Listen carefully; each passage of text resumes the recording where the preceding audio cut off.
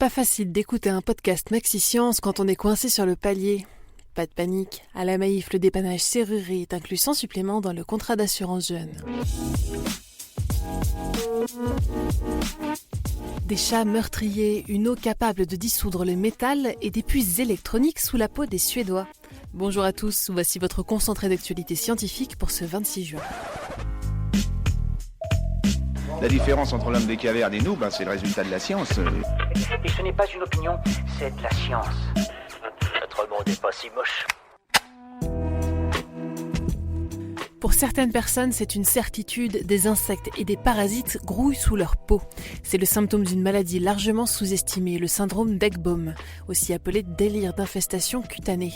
Rien qu'aux États-Unis, près de 90 000 personnes pourraient être sujettes à ce trouble selon une nouvelle étude. Une espèce de poisson s'est génétiquement adaptée à l'eau douce en à peine 120 ans. La truite arc-en-ciel qui vit habituellement dans l'océan Pacifique a été introduite dans les eaux du lac Michigan à la fin du 19e siècle.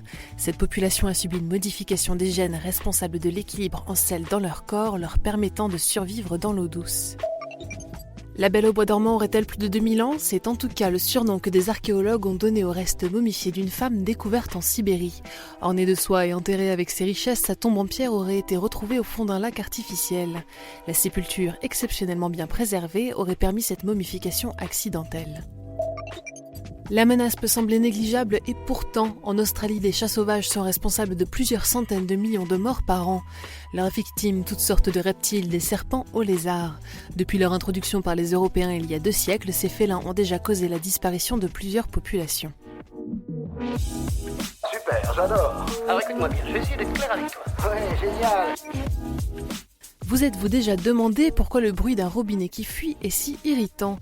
Des chercheurs sont parvenus à déterminer l'origine du bruit si particulier. Il serait dû à la libération d'une bulle d'air au centre de la goutte qui fait vibrer la surface de l'eau comme une enceinte lorsqu'elle s'écrase au fond de l'évier. Des milliers de Suédois se font implanter des puces électroniques. 3500 d'entre eux peuvent à présent se passer de cartes de crédit, de leurs clés ou encore de cartes de transport. Ce phénomène serait à relier à la tendance du biohacking, le fait de conduire des expériences de biomédecine chez soi, en dehors du cadre institutionnel. Un nouveau plan radical pour exterminer les moustiques se dessine. Il vise en particulier les insectes responsables de la transmission du parasite provoquant le paludisme. Des mâles génétiquement modifiés vont être lâchés dans la nature pour s'accoupler et transmettre un gène limitant. Celui-ci est censé tuer la prochaine génération de moustiques avant que celle-ci n'atteigne l'âge adulte. Sous une montagne au Japon se trouve une eau si pure qu'elle peut dissoudre le métal. Ce n'est pas une source naturelle, mais un outil crucial pour repérer des particules difficilement détectables, les neutrinos. À leur passage dans cette eau dépourvue de tout autre élément, ils produisent un infime signal lumineux exploitable par les scientifiques. C'est tout pour aujourd'hui, nous vous disons à demain pour un nouveau concentré d'actualité scientifique. Voilà. Il ne reste plus qu'à vous remercier de votre attention. Au revoir.